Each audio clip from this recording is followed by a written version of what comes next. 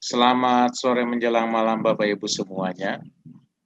Tidak terasa bahwa hampir atau mungkin sudah 1 tahun kita berfellowship online. Jadi pada sore malam hari ini kita akan membahas tema mengenai Paskah. Kita akan segera masuk dalam fellowship kita dan terlebih dahulu Pak Tony Boon akan memaparkan mengenai pokok pikiran mengenai tema Paskah yang akan kita bahas pada sore malam hari ini sebelum nanti Pak JK akan menerangkan lebih lanjut dan kita akan lanjutkan dengan diskusi. Oleh karena itu silahkan Pak Tony Boon untuk memberikan penjelasan perdananya. Silakan Pak. Iya, baik. Yang kebetulan minggu depan kita tahu akan ada perayaan semua orang Kristen, bahkan seluruh dunia akan merayakan ibadah perayaan Paskah ini. Kita tahu perayaan Paskah itu, saya ingat dulu sebelum mengenal realita Kristus, tentu ada ibadah-ibadah yang bermacam-macam ya, ada peragaan segala macam, ada drama segala macam untuk merayakan Paskah ini. Nah kebetulan 2 minggu yang lalu KYM membahas soal Paskah di Perjanjian Lama, di mana Allah melalui Musa hendak mengeluarkan bangsa Israel yang ditindas selama 430 tahun ya oleh penguasa Mesir yang disimbolkan dengan Firaun, karena sesuai janji Allah kepada Abraham, nenek moyang Israel, bahwa keturunannya sebelumnya akan menjadi budak di Mesir. Namun Allah berjanji akan membawa mereka kembali ke Kanaan. Ternyata semua kejadian dan yang terlibat adalah sebuah gambaran atau peragaan Allah, di mana Mesir itu menggambarkan dunia, ya kan? Firaun menggambarkan penguasa kegelapan atau setan itu sendiri, ya kan? Bangsa Israel ternyata adalah gambaran Kristus, anak Allah yang sulung. Nah, dari 9 tulah, Israel tetap tidak bisa lepaskan diri dari penguasa kegelapan atau Mesir itu, atau Firaun.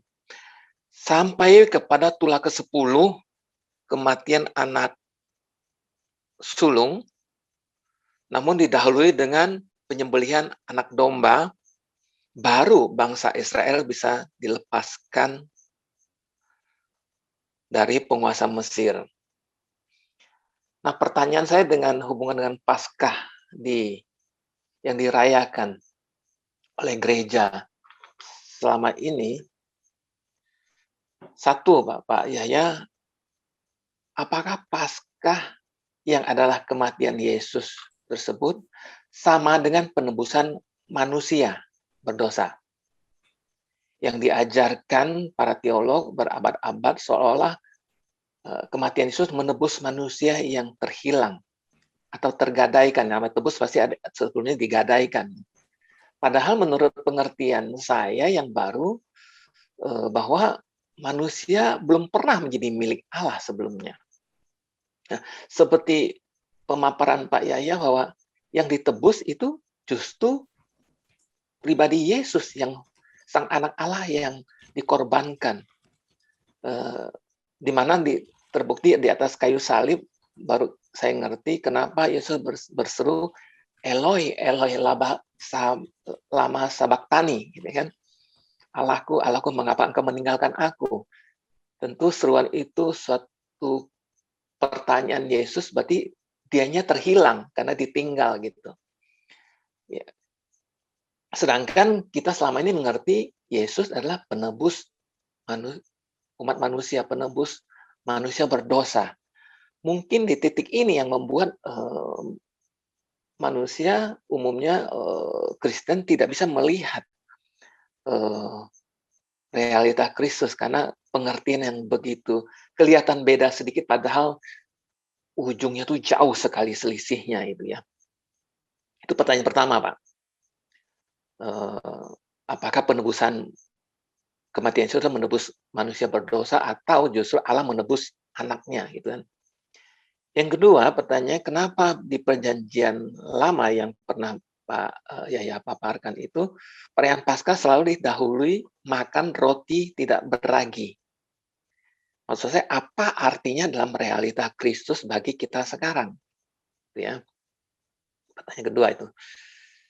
Pertanyaan ketiga, Pak, apa hubungan hari Paskah dengan telur Paskah yang sampai sekarang masih berlaku di gereja-gereja ya, di mana diartikan di situ seolah dengan telur Paskah ada arti lahir baru yang diajarkan oleh guru-guru sekolah minggu. Apakah tepat itu? Atau bahkan menyesatkan anak-anak yang masih polos karena melenceng dari arti Paskah sesungguhnya. Yang keempat, yang terakhir, apa yang harus dilakukan oleh kita sebagai tubuhnya, tepatnya untuk merayakan Paskah yang benar dalam kehidupan sehari-hari. Jadi demikian pertanyaan pembukaan topik ini dari saya, Pak. Terima kasih Pak Jo dan Pak Yahya. Terima kasih. Baik, silakan Pak Yahya. Iya, apa yang ditanyakan oleh Pak Tommy seharusnya ditanyakan oleh orang-orang beragama Kristen. Sayangnya orang-orang beragama Kristen itu kebanyakan takut dengan pendeta masing-masing, sehingga mereka ya hidup seperti dalam perbudakan. Sama seperti lembu yang dicocok hidungnya, kemana saja dituntun oleh pengajar-pengajar Kristen, mereka melakukannya tanpa pengertian. Mereka pun tidak mengerti apa sebenarnya Paskah itu. Kalau menurut saya, ya. Karena kalau mereka mengerti dan mereka tahu, maka pasti mereka tidak akan merayakannya. Kenapa mereka merayakannya? Karena mereka nggak mau tahu. Apa yang penting itu adalah perayaan agama Kristen.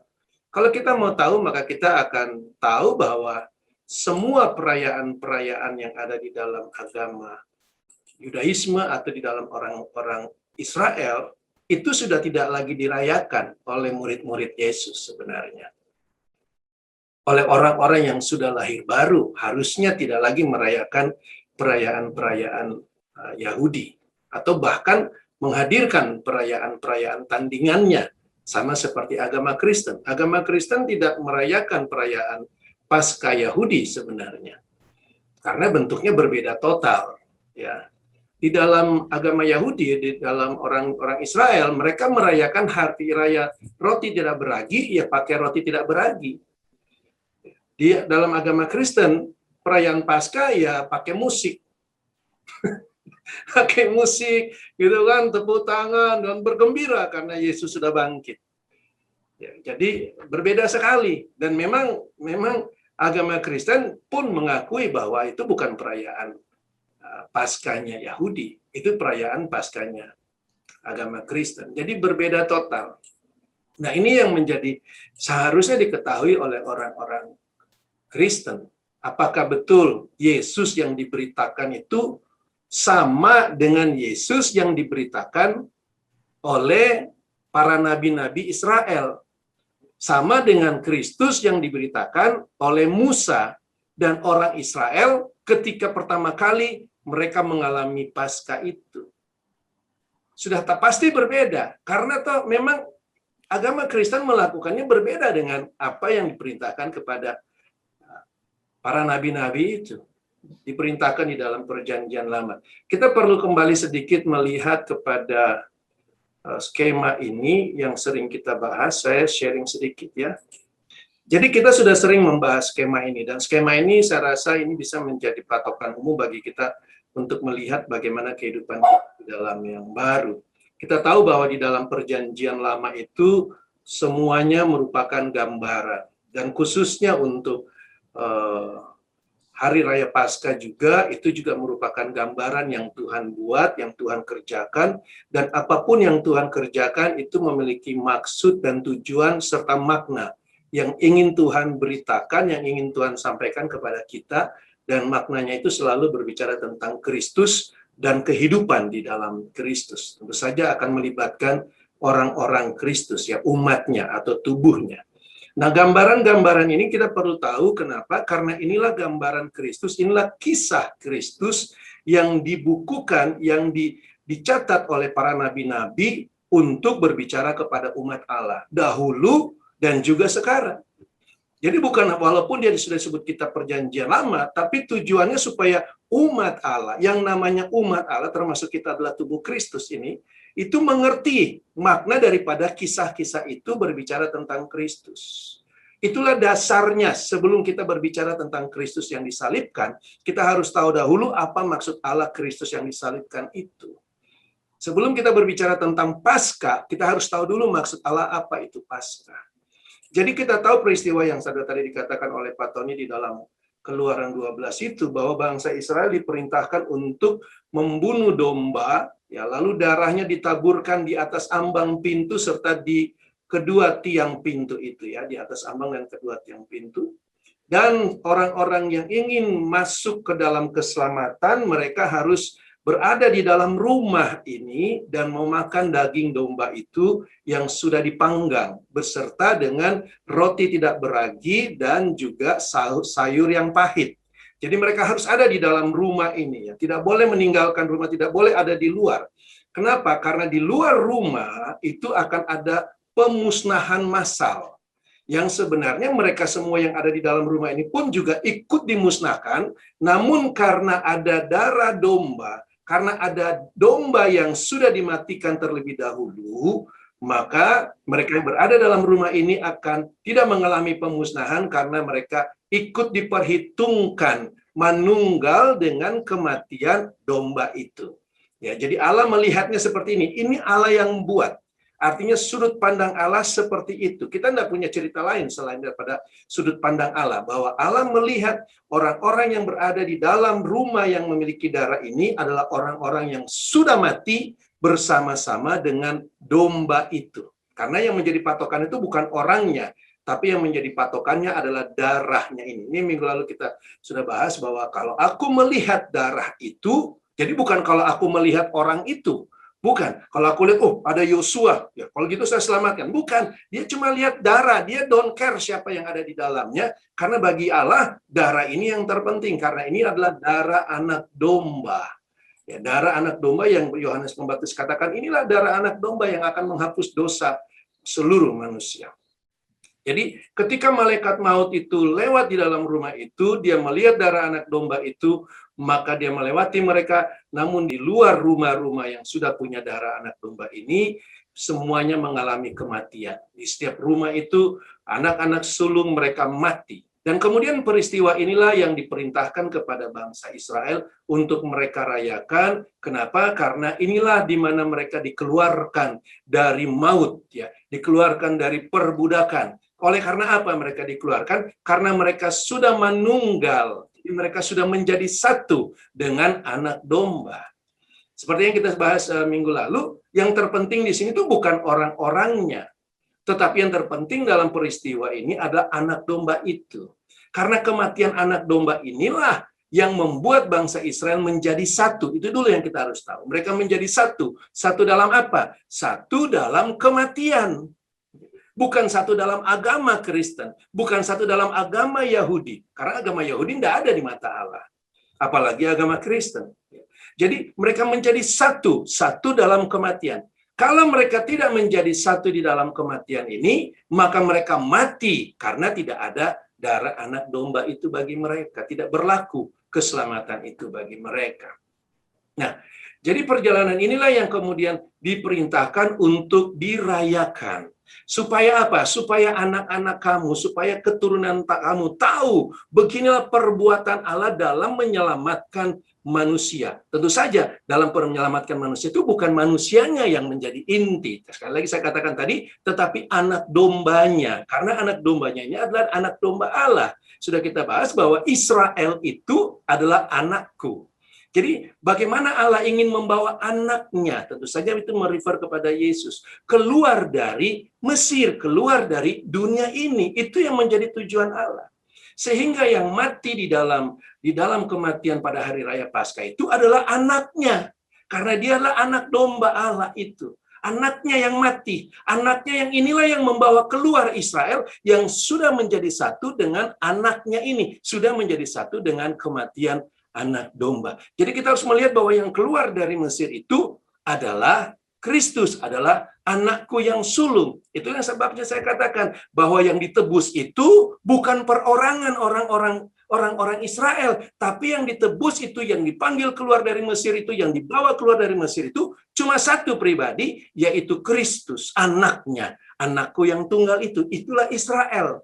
Jadi kita harus melihat secara global, secara pemahaman Allah. Siapapun di dalam Kristus itu bukan menjadi masalah. Ya, silakan saja. Tapi Allah tidak menyelamatkan satu orang dari rumah A, satu orang dari rumah B, satu orang dari rumah C, lalu masing-masing berjalan keluar begitu, lalu merasa bahwa saya sudah diselamatkan Allah. Bukan itu gambaran yang daripada Paskah ini. Gambarannya adalah anakku yang keluar dari Mesir. Siapa yang mau ikut anakku yang keluar dari Mesir ini, dia harus makan dagingnya dan darahnya harus terlihat di hadapan pintunya, dan dia harus makan roti tidak beragi, sahur yang pahit itu, dan siap-siap berangkat untuk keluar dari Mesir. Mereka itulah yang ikut di dalam anakku yang keluar dari Mesir, anakku yang ditebus. Itu yang tadi menjawab pertanyaan Pak Tony juga soal bagaimana penebusan itu hanya berlaku bagi Kristus. Tetapi di dalam agama kan tidak mengenal hal itu. Makanya saya katakan agama Kristen itu jauh dari pemahaman akan Kristus. Mereka tidak mengenal Allah dengan semua rancangannya. Karena bagi mereka yang diselamatkan itu perorangan. Siapa yang mau terima keselamatan, mari maju ke depan, tumpang tangan selamat. Itu bukan gambaran Paskah. Kan barang Paskah kan nggak ada ditanya pada saat itu. Oke, kamu siap-siap di ambang pintu. Siapa yang ketika malaikat itu lewat, angkat tangan ya. Siapa yang mau terima Yesus, lewatlah malaikat. Kenapa? Karena dia angkat tangan. Kalau ada orang begitu pada waktu itu, ada pendeta berkhotbah di depan orang Israel punya rumah pada waktu itu ya, mari siapa yang mau terima keselamatan angkat tangan, disapu habis sama itu malaikat maut. Karena dia nggak ngelihat darah. Intinya di situ tuh darah. Intinya di situ adalah anak domba Allah yang disembelih. Itu yang jadi masalah. Jadi kalau kita ajarkan kepada orang Kristen sekarang, mereka nggak kenal akan hal itu. Kenapa? Karena memang tidak dimengerti oleh pengajar-pengajarnya. Saya yakin mereka tidak mengerti hal itu. Kenapa? Karena nggak diajarkan kepada umatnya. Kalau mereka mengerti, kenapa nggak diajarkan? Kalau mereka tidak ajarkan, berarti satu sisi saja. Mereka tidak mengetahui hal itu. Karena mereka tidak melihat pentingnya darah anak domba itu. Karena ini message utamanya. Perhatikan di sini, ini gambar ini supaya kita bisa melihat bahwa inilah berlaku terhadap semua keberadaan pemahaman-pemahaman keselamatan dalam Allah. Karena Allah hanya berbicara, ingat kemarin kita bahas, hanya berbicara tentang anak sulungku itu ya, anak tunggalku, ya, anak domba Allah itu sudah dikasih lihat sejak dari Adam dan Hawa itu ya, sampai Yesus datang sebagai penggenapan dari anak sulung, anak tunggal dan anak domba Allah itu. Jadi gambaran-gambaran ini Allah buat. Bukan cuma Paskah, ya, termasuk semua hari-hari raya yang ada di dalam perjanjian lama ini, semua itu sudah mendapatkan penggenapannya di dalam Kristus. Nah, gambaran-gambaran ini kemudian mendapatkan penggenapannya. Apa itu penggenapan? Ini kita perlu mengerti arti penggenapan itu. Penggenapan artinya apa yang mereka rayakan di sini sebagai peringatan-peringatan itu akan mendapatkan istilahnya pengakhirannya, akan sampai pada titik akhirnya melalui apa? Penggenapan. Karena semua hari raya di sini berbicara satu hal, yaitu tentang akan datangnya juru selamat, akan datangnya Kristus. Dan artinya Kristus itulah penggenapan atau akhir dari segala hari raya ini. Jadi kata penggenapan ini bukan cuma Yesus menggenapi apa yang dituliskan dalam hukum Taurat, tetapi itu juga bermakna bahwa Yesus mengakhiri segala hal yang dituliskan dalam hukum Taurat. Makanya sudah dikatakan hukum Taurat sudah berakhir. Sayangnya di dalam agama Kristen saya masih mendengar orang-orang diajarkan bahwa Apa yang dimaksudkan Yesus kegenapan hukum Taurat? Artinya Yesus melakukan hukum Taurat dengan benar, dengan tepat. Itu melenceng jauh dari makna kata penggenapan. Penggenapan artinya dialah yang diberitakan, dialah substansi dari semua hal-hal yang sudah dinyatakan sebelumnya oleh Allah ini ya. Jadi ketika Yesus datang, dia memasuki kematian itu, dia masuk ke dalam kematian, dia masuk sama seperti Musa masuk ke dalam Mesir. Yesus masuk ke dalam kematian melalui pelayanan-pelayanan yang dia lakukan. Tentu saja dia datang melalui kelahiran dan kemudian dia muncul melalui baptisan itu. Dan ini juga merupakan gambaran kematian dia. Dan ini merupakan misinya dia. Sama seperti Musa melakukan hal-hal yang ada di dalam Mesir itu. Dan ketika tiba pada masa ketika perayaan Paskah ini akan digenapi full, maka Yesus mengadakan perjamuan ya. Karena ini adalah merupakan masa-masa di mana dia akan disembeli, sang anak domba ini akan disembeli, dan murid-muridnya perlu mengingat peristiwa ini, bagaimana tubuhnya itu dicabik-cabikkan sama seperti daging domba yang dicabik-cabikkan, dipotong-potong dan harus dimakan oleh orang-orang Israel. Demikian pula dagingnya Kristus yang diambil roti itu dan kemudian dicabik-cabikkan, dibagi-bagikan kepada mereka untuk mengingatkan mereka bahwa mereka akan memasuki Paskah yang sebenarnya. Ini yang terjadi sebenarnya dalam peristiwa ini. Jadi mereka menerima darahnya dengan minum, mereka makan dagingnya dengan makan roti itu. Ya. Dan kemudian kita tahu masa penyembelihan kemudian berlaku. Kita bisa bayangkan domba yang ditangkap pada masa Israel itu sama seperti pergumulan Yesus ketika dia setelah membagi tubuhnya kepada murid-muridnya itu, kemudian dia masuk ke Taman Getsemani. Pergumulan berat di mana dia akan disembelih. Sama seperti seekor domba. Makanya dia gambaran anak domba Allah itu bukan cuma kisah yang dongeng begitu, tetapi Yesus menggenapinya. Ya, dia bergumul dengan doa, dia bergumul, dan inilah malam yang sebenarnya. Ya, makanya Yesus katakan kepada murid-muridnya, tidak sanggupkah kamu berjaga-jaga?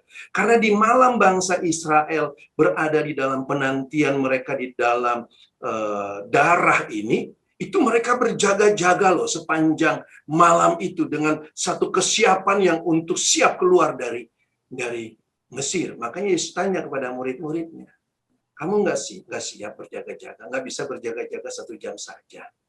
Itu merefer kepada peristiwa malam ini kalau saya melihatnya. Dan kita tahu akhirnya kemudian genaplah sudah domba itu disembelih dan disalibkan. Yesus disalibkan. Ini Paskah. 3 hari kemudian dia bangkit. Itu tentu saja satu peristiwa Paskah. Israel, orang-orang Kristen zaman sekarang merayakan Paskah itu bukan sejak disembelih. Orang-orang Kristen merayakan Paskah pada hari Minggu. Kenapa? Hari kebangkitan. Hore, puji Tuhan, bangkit. Jadi mereka nggak ikut makan dagingnya, mereka nggak ikut di dalam kematian ini. Tiba-tiba Yesusnya sudah bangkit. Hore, Yesus bangkit. Artinya mereka di luar kematian itu, di luar kematian orang-orang ini. Karena kalau Anda dan saya mau merayakan Paskah, ya harus punya pemahaman ini. Pemahaman gambaran. Makanya saya katakan, pemahamannya dahulu yang kita harus benahi. Bukan cuma ceritanya, Yesus sudah bangkit, mari kita makan minum, ya, karena dia sudah bangkit. Kita nggak mengerti bahwa orang yang bisa terlibat dalam Paskah itu adalah orang yang ada di dalam rumah ini. Makanya itu hanya dirayakan oleh bangsa Israel.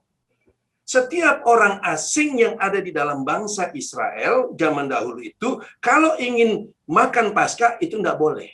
Kenapa? Karena mereka bukan orang yang dikeluarkan dari kematian ini.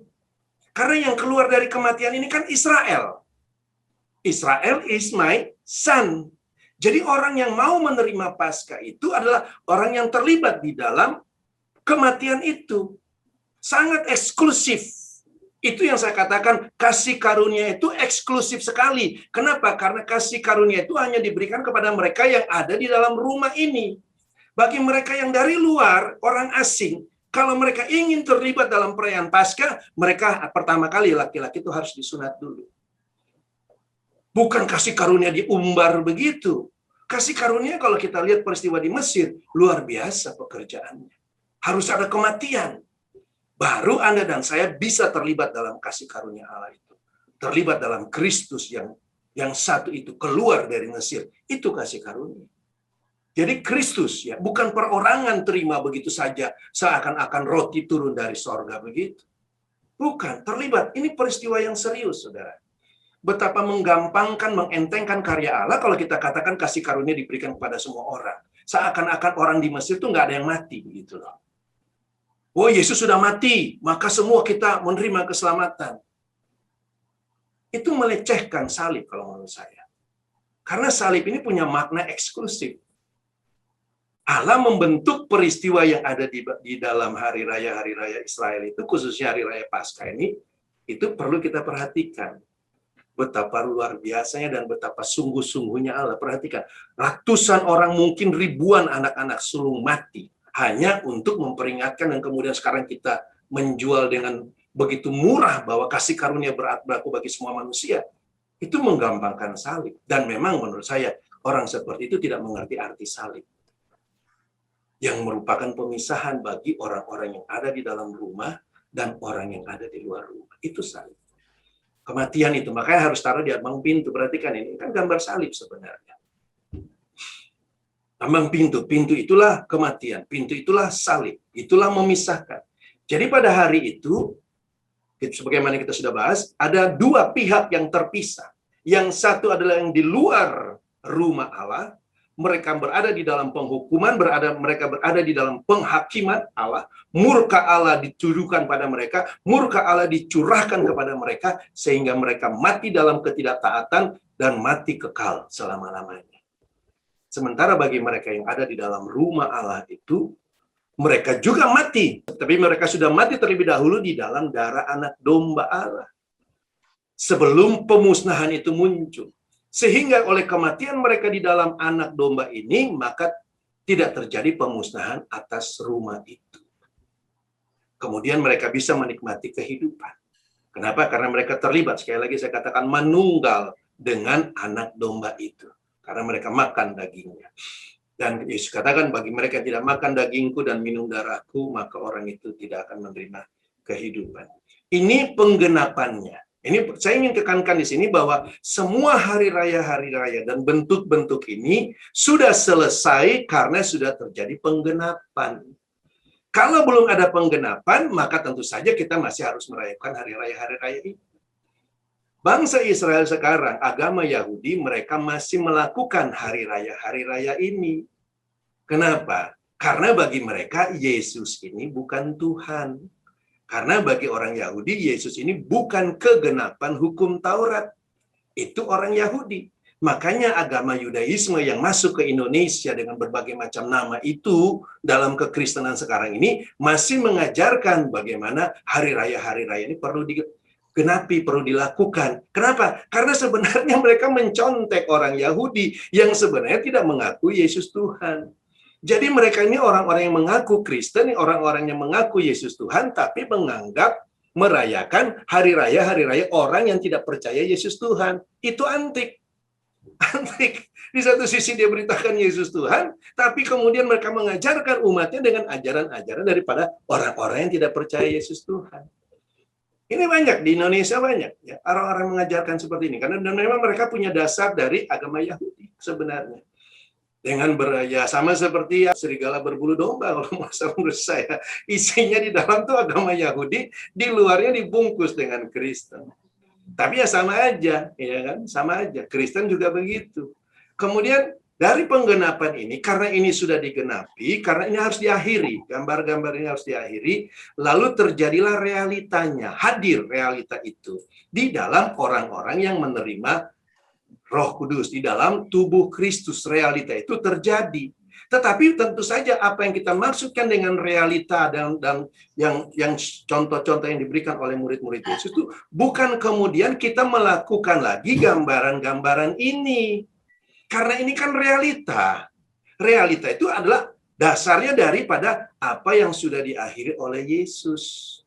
Tentu saja kalau sudah diakhiri, jangan lakukan lagi di dalam realita. Namun kita harus mengetahui apa sih maksud daripada hari raya ini, dan apa sih maksud daripada penggenapannya itu. Makanya diajarkan kepada bangsa Israel itu, mereka harus merayakan, mereka harus tahu peristiwa itu, supaya mereka bisa melihat maksud dan maknanya. Bahwa kita sekarang dikhususkan, bahwa kita sekarang sama seperti mereka ini dikhususkan, ada di dalam satu tubuh, tubuh Kristus. Ini peranannya, sehingga kehidupan kita di dalam realita ini bukan lagi melakukan gambaran-gambaran. Keberadaan kita dalam realita ini bukan lagi menghadirkan satu bentuk baru daripada gambaran-gambaran. Itu kan sama aja gambaran juga, sama seperti bangsa, sama seperti agama Kristen. Mereka menghadirkan hari raya Kristen. Jadi mereka juga tahu bahwa hari raya Israel itu sudah tidak ada seharusnya. Tetapi kemudian mereka bikin hari raya Kristen sendiri yang tidak pernah diperintahkan oleh Tuhan. Masih bagusan hari raya Israel. Kenapa? Karena hari raya Israel itu yang perintah Tuhan. Jadi orang Kristen itu sebenarnya kalau menurut saya merasa bahwa Tuhan perintah, tapi mereka punya hasil karya. Mereka buat hari raya Kristen, apakah itu hari Minggu, apakah itu hari Paskah, mereka kasih nama yang sama, Paskah. Apakah itu hari Natal, mereka kasih nama Natal menurut mereka. Jadi itu mereka yang buat. Termasuk hari raya Paskah, itu juga bukan pemahaman daripada perjanjian lama gambaran, tapi pemahaman baru yang mereka isi, termasuk tadi yang Bapak katakan, adanya telur Paskah. Ya itulah, maknanya mereka isi, dan itu diajarkan dari anak-anak kecil. Jadi bisa dilihat, pembodohan di dalam agama Kristen terjadi sejak dari sekolah minggu. Itu pembodohan yang kita lakukan sendiri. Dengan kebodohan kita sendiri, kita membodohi anak-anak kita. Kita membodohi umat-umat Allah. Kita membodohi orang-orang yang tulus ingin mendapatkan Tuhan. Orang-orang yang menyerahkan anaknya kepada guru sekolah minggu, lalu kemudian mereka dibodohi dengan cerita-cerita dunia ini. Ya. Telur Paskah itu tidak ada dalam Alkitab. Ya, kan itu cuma cerita dari dunia mereka karang. Lalu kita masukkan ke dalam sekolah minggu. Betapa bahayanya pengajaran-pengajaran seperti itu kalau kita lihat di dalam agama Kristen. Jadi ada realita. Nah, realitanya apa ini? Nah, kita lihat kembali ya. Dari gambarannya ini kita bisa melihat bagaimana manusia-manusia itu disatukan dalam kematian Kristus. Ini maksud dan makna Paskah itu. Mereka menjadi satu tubuh, tubuh Kristus. Kenapa? Mereka menjadi satu tubuh, tubuh anak domba yang mati itu. Mereka menjadi satu. Kemudian mereka keluar, anak domba itu keluar dari Mesir. Israel is my son. Mereka menjadi satu tubuh, yaitu tubuh Israel itu, anakku itu. Inilah yang terjadi di dalam penggenapannya. Dengan kematian Kristus, orang-orang yang mau menunggal dengan kematian ini, orang-orang yang mau ada di dalam bait Allah itu, tinggal dalam bait Allah, dalam kematiannya, mereka itu adalah orang-orang yang dipersatukan dalam tubuh Kristus, mereka menjadi satu tubuh Kristus. Makanya itu yang disinggung oleh Rasul Paulus di dalam kitab 1 Korintus mengenai perjamuan. Kalau kamu berkumpul, hendaklah kamu melihat bahwa kamu itu satu tubuh, bukan masing-masing bawa makanan, yang satu mabok, yang satu kekenyangan, yang lain kelaparan. Itu berarti bukan tubuh Kristus namanya. Itu yang Paulus singgung dalam perjamuan. Jadi intinya dalam realita kita ini adalah manifestasi dari realita Kristus itu, tubuh Kristus yang sudah menjadi satu. Tentu saja di dalam realita ini kita perlu kembali dibangun oleh pemahaman-pemahaman dari mana? Bukan dari agama Kristen. Pemahaman-pemahaman yang mana? Yang Allah sudah gambarkan, yang Allah sudah ajarkan kepada umatnya. Supaya apa? Supaya mereka yang dahulu dalam perjanjian lama, yang melihat gambaran Kristus sebagai realita kehidupan mereka, itu sama pemahamannya juga dengan kita yang sekarang yang di dalam perjanjian baru, yang memang sudah sama-sama hidup dalam realita. Jadi ada satu kesinambungan. Sehingga kita bisa melihat bahwa apa yang diajarkan oleh agama Kristen ini, sebagaimana yang tadi kita sudah bahas itu total berbeda dengan realita yang Tuhan nyatakan. Ya. Bahkan sebenarnya kita orang percaya itu tidak lagi merayakan hari raya itu, karena tidak ada yang Tuhan perintahkan bagi kita untuk merayakan hari raya. Cuman karangan manusia seakan-akan Tuhan memerintahkannya. Termasuk perjamuan kudus itu bukan perayaan yang Tuhan perintahkan untuk kita rayakan, tetapi kalau kamu berkumpul, ya kan, hendaklah kamu mengingat akan aku. Ya, karena apa? Karena itu adalah satu kesatuan tubuh Kristus. Dan artinya kita juga mengingat itu bukan karena perayaan, oh kita harus merayakan, bukan. Kita pun berkumpul itu bukan karena kita merayakan, bukan. Kita berkumpul itu karena kita satu tubuh. Artinya dimanapun kita berkumpul, kita harus punya mindset bahwa kita menjadi satu tubuh. Dari mana dasarnya? Dari kematian anak domba. Ini arti Paskah. Paskah itu adalah kehidupan kita. Karena begitulah yang harus diperingatkan kepada bagi orang-orang yang sudah keluar dari Mesir. Makanya diperintahkan kepada anak-anak Israel. Kenapa sekali lagi saya harus katakan hanya dirayakan oleh orang Israel. Orang yang bukan Israel, mereka nggak dapat kasih karunia, nggak layak ikut di dalam Paskah. Kenapa? Karena mereka bukan tubuh Kristus. Karena mereka bukan orang yang disatukan dalam Kristus. Bisa bayangkan agama Kristen. Sekali lagi saya katakan agama Kristen itu bukan tubuh Kristus. Bukan tubuh Kristus. Mereka merayakan Paskah, sementara mereka bukan tubuh Kristus. Itu kan cuma bercanda-bercandaan itu namanya. Bohong-bohongan. Hanya merayakan, oh di sana ada keselamatan, mari kita bikin supaya keselamatan itu berlaku bagi kita. Mereka melakukan hal-hal yang di luar Kristus, mencontek Kristus, tetapi sebenarnya tidak hidup di dalam Kristus. Ini sesuatu yang kita perlu sadari. Tentu saja saya bukan menyatakan hal yang berbeda dengan Alkitab katakan. Itu jelas sekali. Ya. Tubuh Kristus, sekali lagi, bukanlah agama Kristen. Sehingga apapun yang agama Kristen lakukan, pasti bertentangan dengan apa yang diperlihatkan oleh Allah di dalam gambarannya. Salah satu contoh yang bagus sekali dalam agama Kristen begitu populer bahwa suatu waktu kita akan dibangkitkan. Sementara Paskah itu berbicara tentang kematian dan kebangkitan. Itu Paskah. Mereka tahu dalam gereja, mereka tahu. Makanya mereka rayakan ada yang dari hari Rabu. Ya kan? Ada juga yang merayakannya mulai dari hari Jumat. Lalu kebangkitannya hari Minggu. Tapi yang ada dalam otak mereka, yang bangkit itu Yesus. Kita ini belum bangkit. Nanti tunggu Yesus datang. Ini parahnya agama Kristen.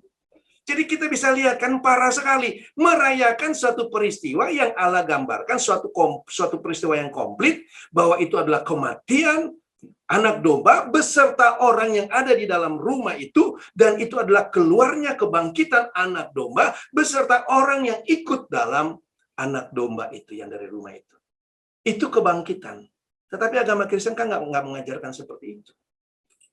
Agama Kristen bilang, yang bangkit Yesus, bro. Kamu, saya, tunggu Yesus datang, baru bangkit. Memangnya orang-orang Israel, memangnya gambar Allah seperti itu? Kan tidak. Bagaimana mungkin kita mengganti gambar Allah? Itu kan pelencengan.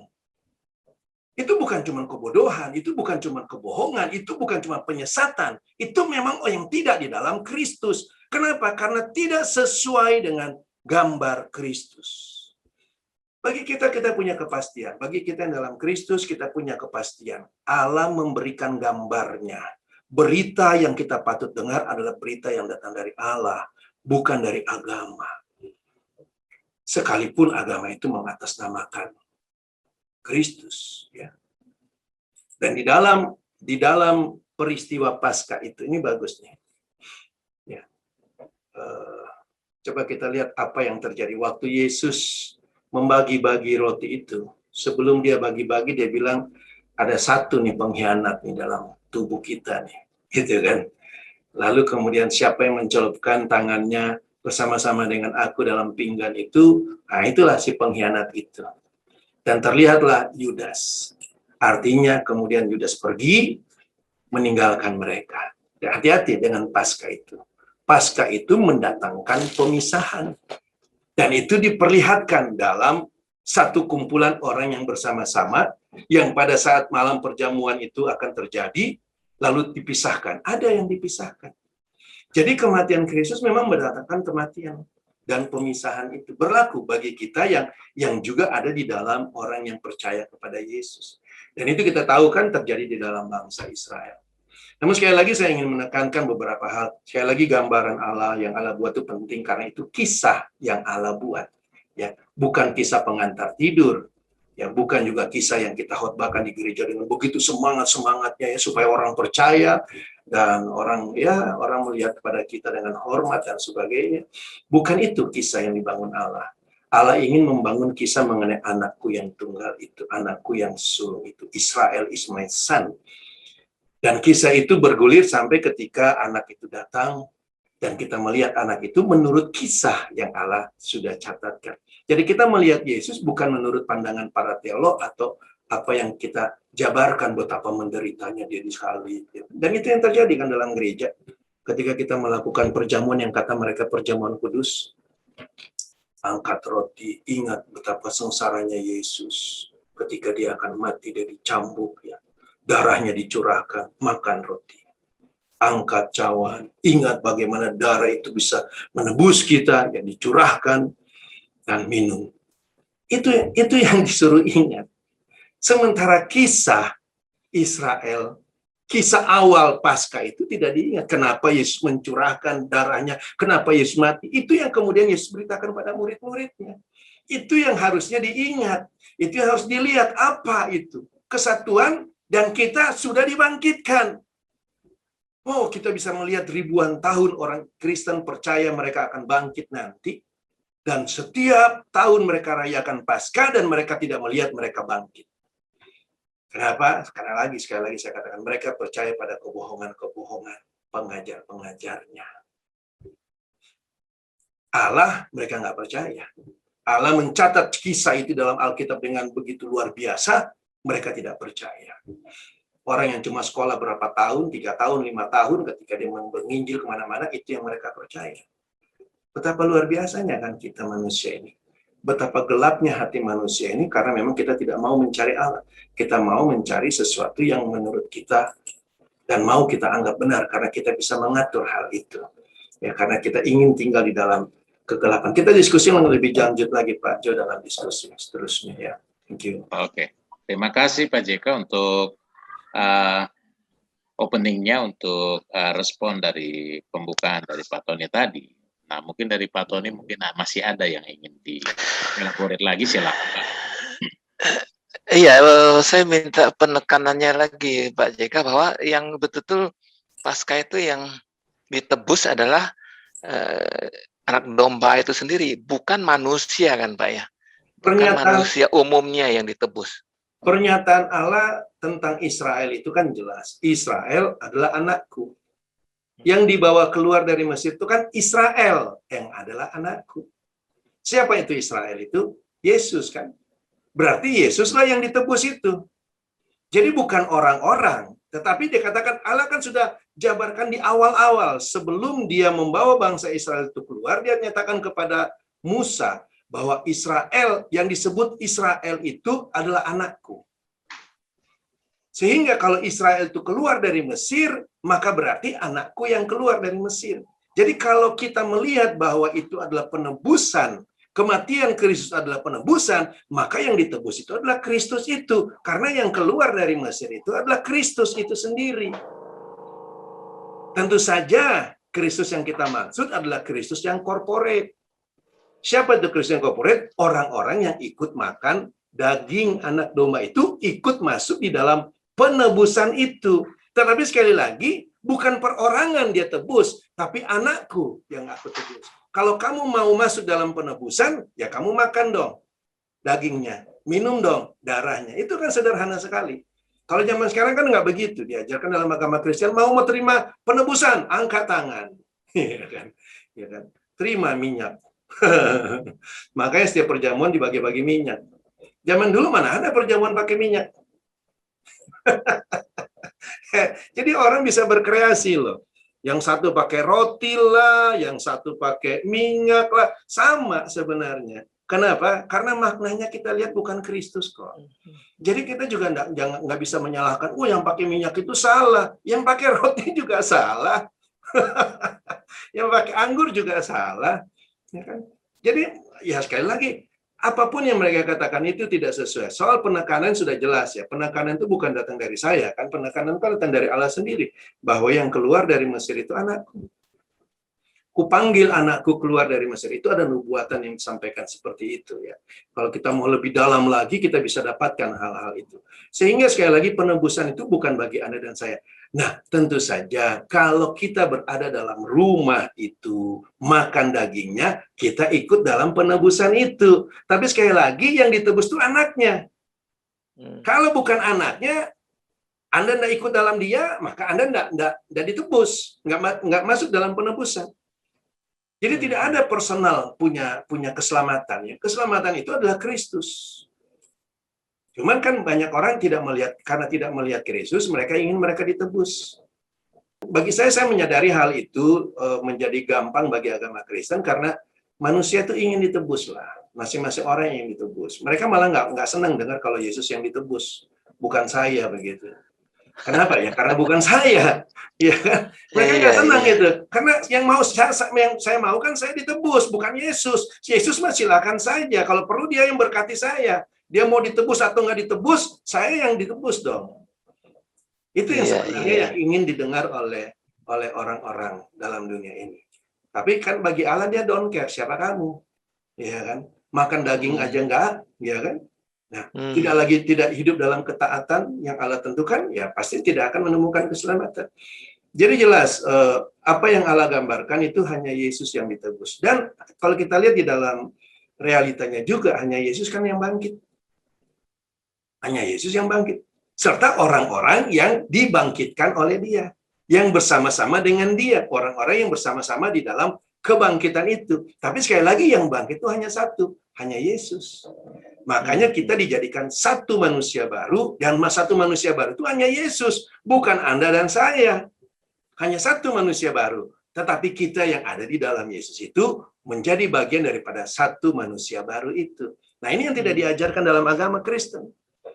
Nggak diajarkan dalam agama Kristen. Kita di agama Kristen itu betapa kita diajarkan betapa pentingnya individu-individu itu. Sehingga kita bangga sebagai individu yang tanda kutipnya layak di hadapan Allah.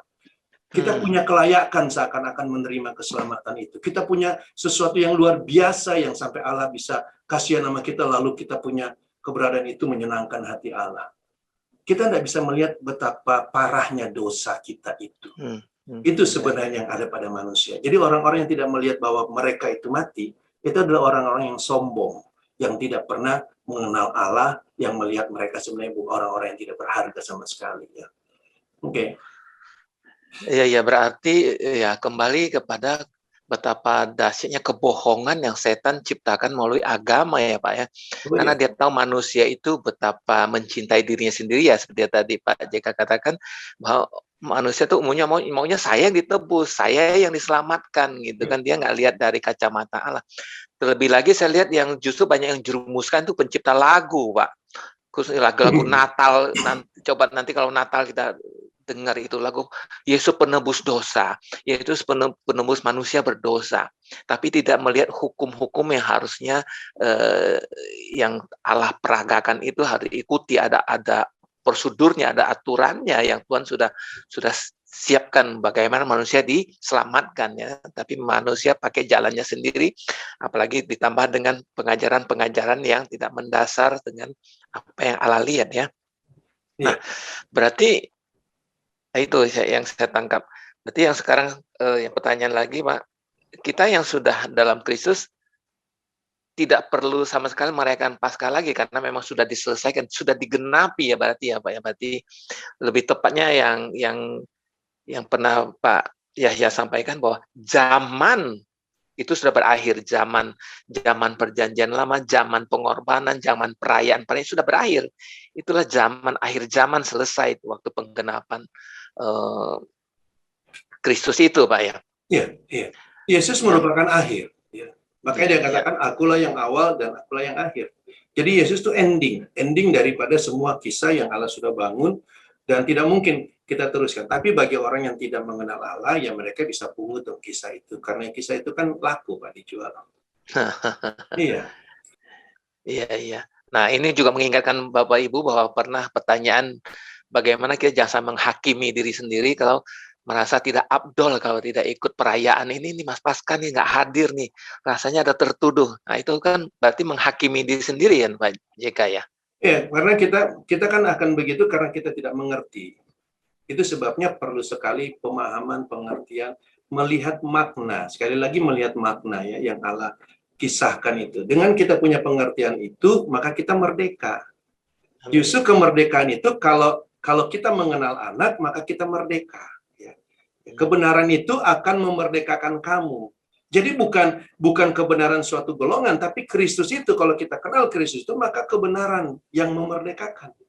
Kristus itu yang akan otomatis memberikan kita kemerdekaan. Kalau enggak, ya tiap tahun aja Anda rayakan tanpa pengertian, gitu kan. Pasca kita rayakan, ya sekali lagi saya katakan tadi, kita sudah membahas Pasca yang dirayakan sekarang ini pun tidak ada gambaran Kristus yang bagus pula yang diberitakan. Itu gereja loh. Hebat ya. Menurut saya kalau kita bisa lihat gereja loh yang namanya katanya memberitakan Kristus Tuhannya dia, tapi pemberitaan dia kok pakai telur Paskah, ya kan? Kadang-kala malah dihadirkan lagi satu peristiwa Jumat Agung. Kisah-kisah yang mereka bangun ya sebenarnya semuanya merupakan sandiwara aja. Makanya banyak sekali kan sandiwara di hari-hari itu kan, ya kan? Hari Natal ada sandiwaranya, hari Jumat Agung tuh ada sandiwaranya, ya kan banyak perayaan yang mereka buat karena begitulah orang memang itu hati manusia ya. Oke. Ya, thank you Pak, clear Pak. Makasih Pak Jo, lanjut Pak Jo. Oke, terima kasih Pak Tony untuk openingnya dan juga untuk diskusinya. Pak Himawan mungkin silakan Pak. Oh iya, selamat malam Pak Joshua, selamat malam Pak Yaya. Malam Pak. Ini paparannya luar biasa bagusnya. Ya, memang ini pertanyaan juga yang ada dalam hati saya karena kalau dulu Pak ya, dan bukan di gereja sekarang mungkin juga.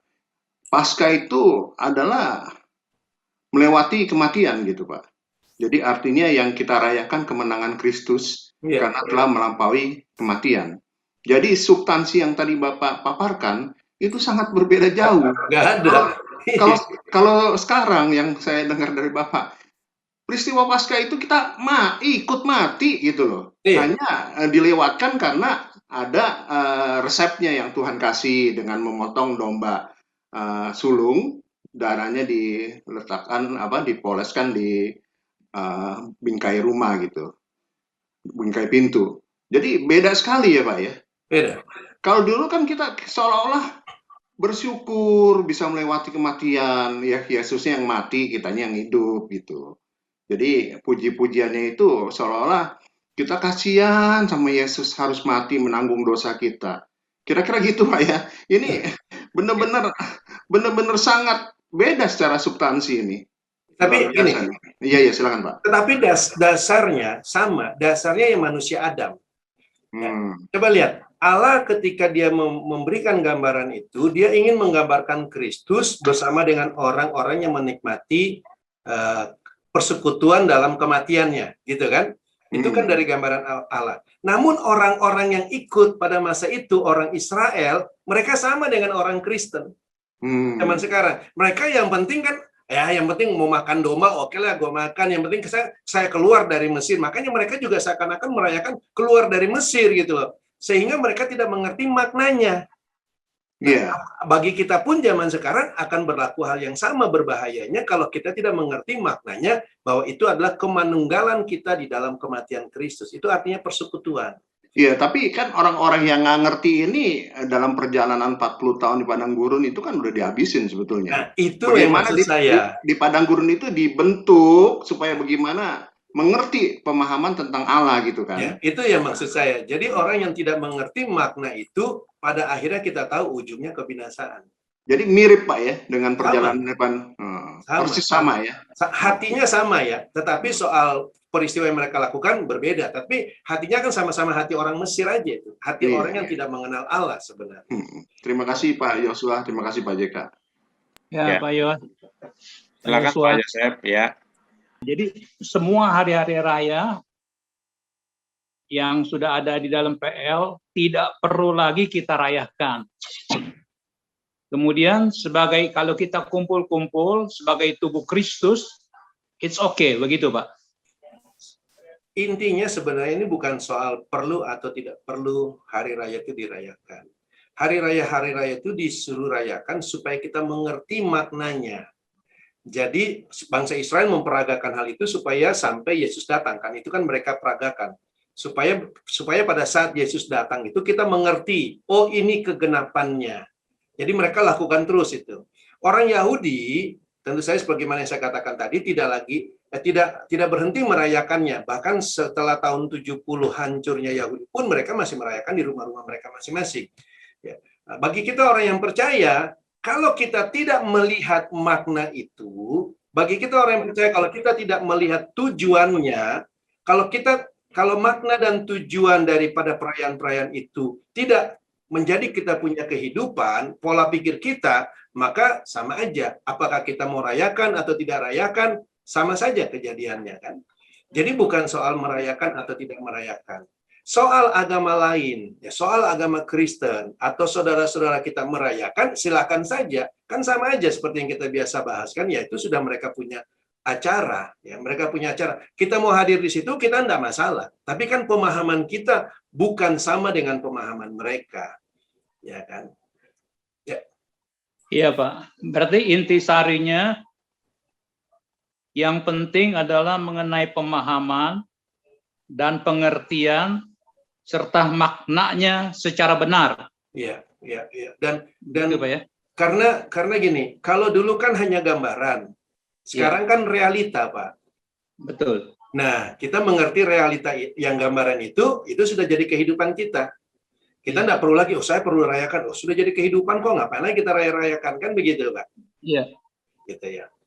Kalau jadi kehidupan ya, kalau tidak jadi kehidupan, akhirnya muncul cuma dari kita punya bentuk-bentuk perayaan, seakan-akan kita mengerti. Padahal itu cuma sandiwaranya kita.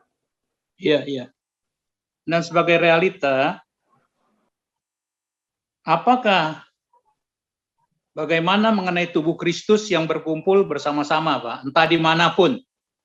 Ya. Nah, disitulah ketika kita berkumpul, kita harus punya pemahaman kesatuan tentang kematian dan kebangkitan itu. Jadi bagaimana mungkin kita berkumpul, lalu yang satu punya pengertian Yesus sudah bangkit, sudah datang, yang satu punya pengertian nanti saya dibangkitkan. Kan nggak satu.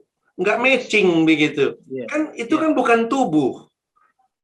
Kalau tangan dan kaki itu harus punya pemahaman yang sama tentang kepala. Kalau si tangan punya pemahaman lain, oh kepala saya bertanduk, kaki punya pemahaman yang enggak, kepala saya nggak ada tanduknya, kan nggak cocok disebut satu tubuh. Dan satu tubuh tuh nggak mungkin bisa seperti itu bukan satu tubuh. Makanya di level pemahaman itu sangat penting sekali. Itu yang kita suka bahas juga, betapa berbahayanya mixture itu kalau dalam soal pemahaman. Jadi pemahaman itu, yang namanya persekutuan itu harus punya pemahaman yang sama. Ini yang Paulus kritisi di Korintus itu, Pak, soal perjamuan itu. Iya, iya. Itu yang Paulus kritisi, ya. Artinya mereka tidak punya pemahaman sebagai satu tubuh, mereka kumpul. Dari mana Paulus tahu mereka tidak punya pemahaman satu tubuh? Yang tadi itu, dalam perlakuan pada saat mereka kumpul. Pada saat mereka kumpul, mereka cuma mikirin diri sendiri. Saya lapar, saya makan aja makanan saya. Nah itu, jadi itu bukan tubuh Kristus. Iya, iya. Iya. Ya Pak, terima kasih banyak. Dan kita sebagai realita yang penting maknanya soal ini berarti perubahan paradigma ya Pak ya? Iya. Mindset. Iya. Ya, secara benar sesuai dengan kebenaran firman yang tadinya gambaran dan sekarang pengenapan Kristus. Iya. Dan kita realitanya Pak ya? Iya. Berarti soal kumpul ini yang kita beritakan adalah soal kematian dan kebangkitan Kristus. Iya, iya. God bless you, Pak Jo. Thank you. Oke, Pak Joseph. Terima kasih untuk partisipasinya. Jadi begini, Pak JK. Isu besarnya kan begini ya. Isu besar Kristiani ini begini. Bangsa Israel itu mereka nggak terima Kristus tuh. Mereka nggak kenal Yesus itu. Mereka nggak bisa terima tuh Yesus itu. Kan gitu ya. Nah, tapi orang Kristen, kelompok Kristen ini, mereka merasa kenal dan terima Yesus itu sebagai Tuhan. Oke, sehingga aspek tertentunya kelompok Kristen ini merasa dia lebih dari orang Israel. Karena begini, dalam perspektif yang sederhana begini.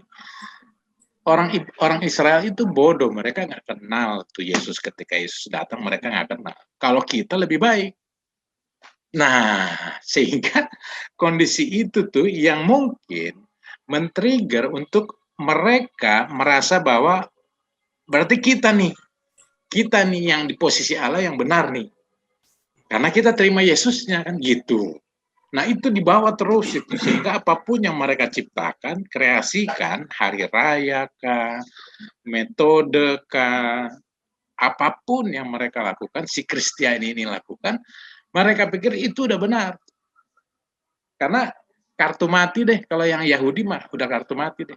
Karena mereka salah tuh, mereka nggak terima Yesusnya. Nah kita ini benar nih. Nah jadi saya menghubungkan ini dengan mengenai perhambaan tadi. Ini gambar Paskah ini gambaran bahwa Israel dilepaskan dari perhambaan kan gitu ya. Kemudian dibawa keluar. Nah, kita ini tadi Pak JK jelaskan kita dibawa keluar dari perbudakan ajaran-ajaran manusia. Yang mau saya tanyakan, apakah ajaran-ajaran manusia yang seperti itu?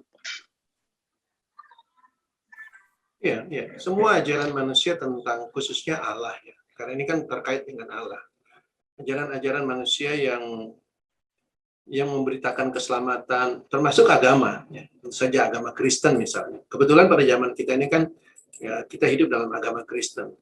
Tapi pada zaman Yesus itu kan agama Yahudi. Yesus beragama Yahudi, Yudaisme itu murid-murid Yesus juga beragama Yudaisme. Ya mereka juga harus keluar dari pemahaman pikiran agamawi mereka pada masa itu. Jadi sama sebenarnya. Sama seperti Rasul Paulus ketika dia berada dalam agama dia mengajarkan ajaran-ajaran agama Yudaisme yang dongeng yang mereka sudah ajarkan. Walaupun pakai Alkitabnya jauh lebih bagus daripada agama Kristen punya cara membacanya kan. Nah, apalagi agama Kristen yang cuma nyontek agama Yahudi punya Alkitab. Yang tadi Pak Yosua katakan yang merasa lebih jago sama seperti anak SD sedang berhadapan dengan profesor gitu kan. Dia merasa dia tahu banyak gitu karena dia baru tahu, padahal orang-orang Israel ini adalah orang-orang yang menerima janji Allah sebenarnya kalau kita mau bandingkan. Kalau kita bandingkan antar mereka gitu. Tetapi apakah mereka berdua ini ada dalam Kristus? Sama-sama kan tidak ada dalam Kristus kalau kita tahu. Karena mereka adalah buatan manusia. Nah, ajaran-ajaran mereka pun juga kita harus keluar karena Paulus katakan, keluarlah ya kan. Janganlah kita tinggal seperti dengan model seperti mereka. Tentu saja bukan berarti kita memusuhi pribadi-pribadi, sekali lagi kita harus bedakan, tapi ajaran-ajaran dunia ini, ajaran-ajaran agamawi ini tentu saja kita harus tanggalkan. Kalau enggak, bahaya. Karena kita sudah dikatakan tadi roti tidak beragi.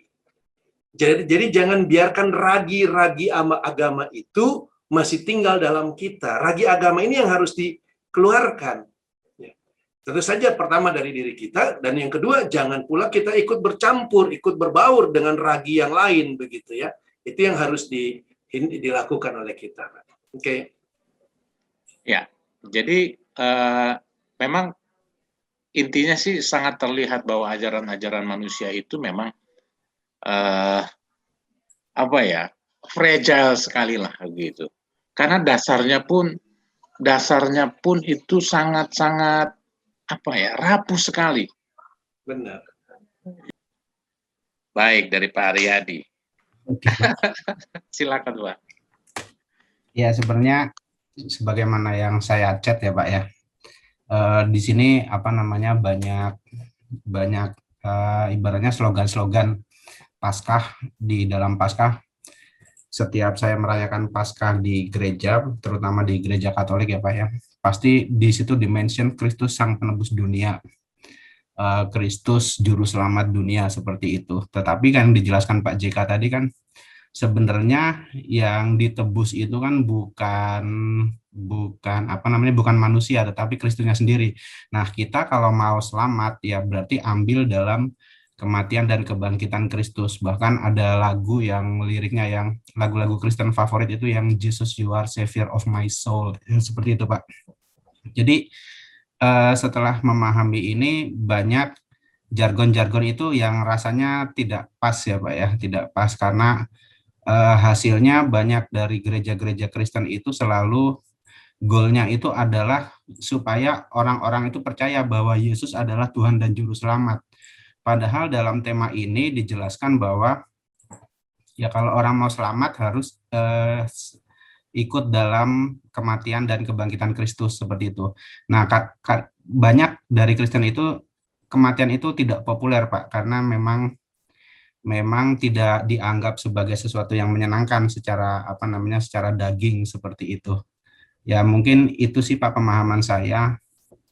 Kalau ada ada yang keliru mohon dikoreksi Pak. Itu aja Pak. Thank you Pak.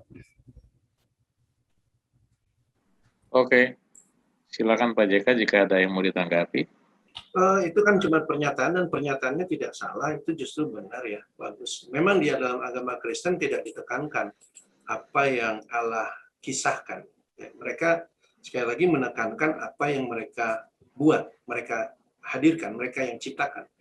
Jadi peristiwa yang Allah buat mengenai Paskah, yang mereka buat tandingannya dengan Paskahnya Kristen. Dan mereka isi, sehingga umat atau orang-orang percaya tidak mengerti arti Paskah yang sebenarnya, tidak mengerti arti Juru Selamat itu. Padahal Allah kasih lihat di dalam Mesir itu kan, yang diselamatkan kan yang dalam rumah, yang di luar rumah, dunia dalam hal ini, Mesir, mati. Jadi bagaimana dia menjadi Juru Selamat dunia? Sementara peragaannya, nah ini dia kan hebat nih, peragaan Allah mereka nggak lihat, tapi mereka punya dongeng, mereka sebarkan. Peragaan Allah kan luar biasa, dunia itu mati.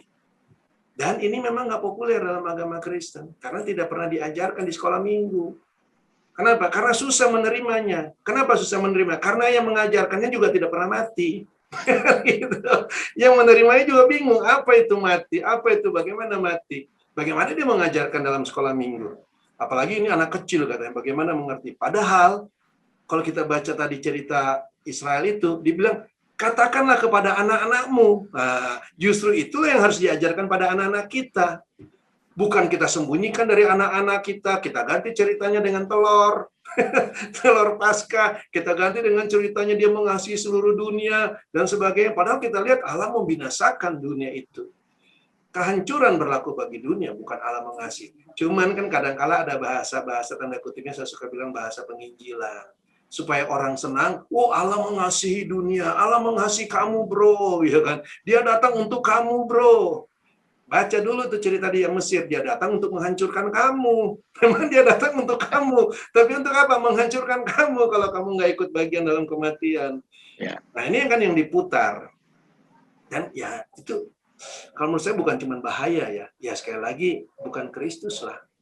Kalau kita sudah mulai melihat kebohongan-kebohongan yang seperti itu, Anda dan saya akan semakin melihat betapa bahayanya ajaran agama Kristen ini.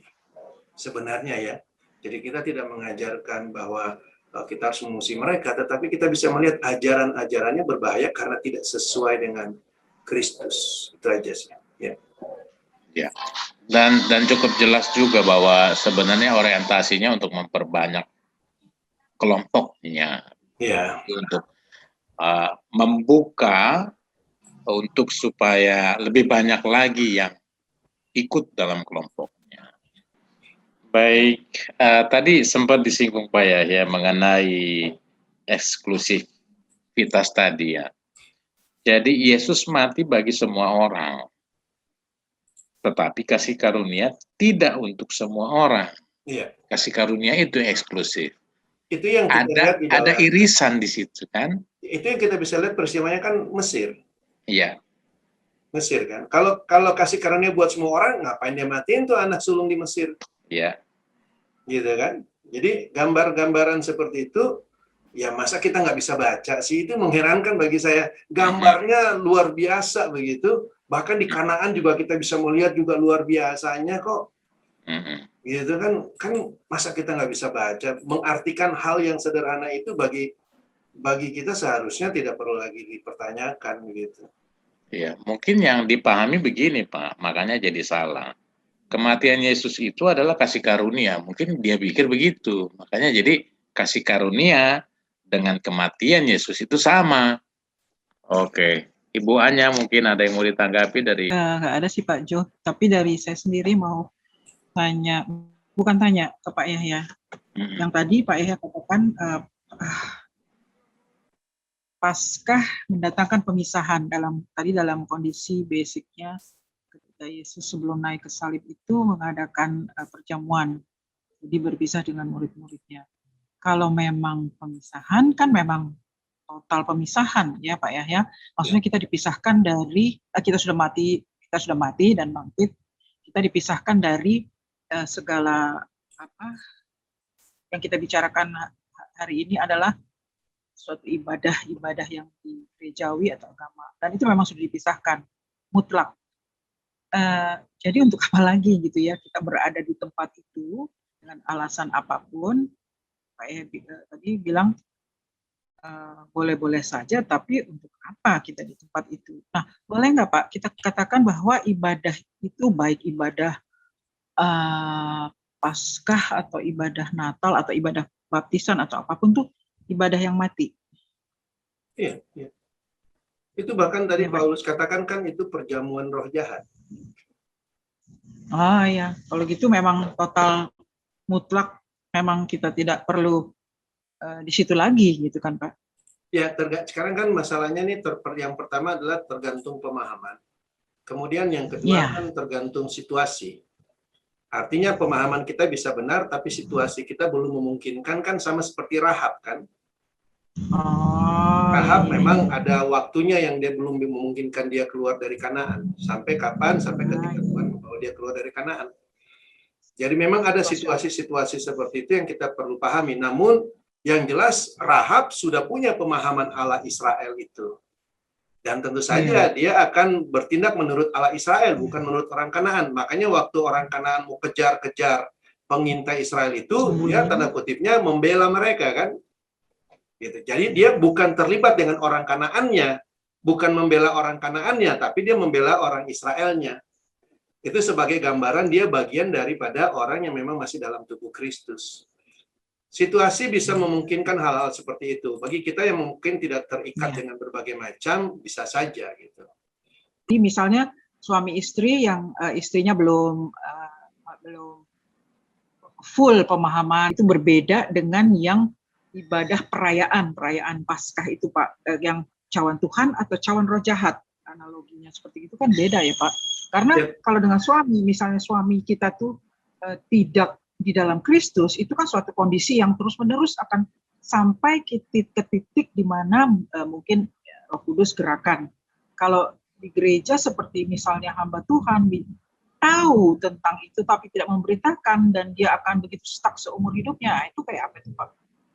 Ya itu yang berbahaya bagi dia, berarti kan dia sepakat dengan kondisi yang lama kan? Cawan roh jahat itu. Iya, dia memberitakan cawan roh jahat dong. Sekarang gini, dia sudah masuk dalam persekutuan dengan Tuhan.